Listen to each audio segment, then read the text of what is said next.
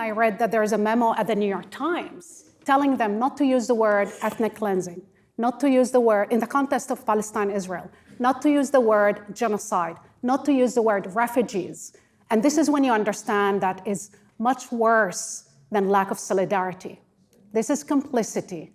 We saw for the last 19 months basically fabricating the consent for genocide. I teach a course at the University of Miami, propaganda, persuasion, and genocide. It all starts with words.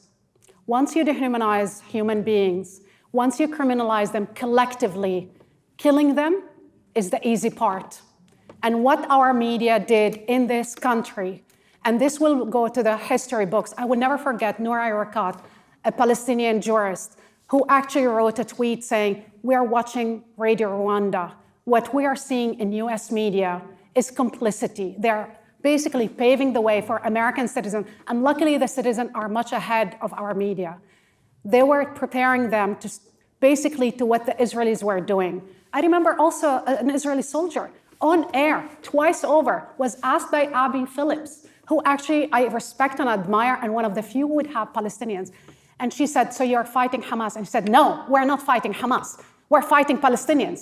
And she, for a while, she said, "You said you're fighting Hamas, right?" And he said, "No." And again, he repeated, "We're fighting Palestinians." They were clear from day one with their intention, with their declaration. It's not a coincidence that there is a 500 statement, genocidal statements that were basically given to the ICJ, the International Court of Justice. Yes. But our media basically not only ignored it, they tried to whitewash this so they can carry out the genocide. I hope one day there will be accountability within the media. I hope somebody can sue them.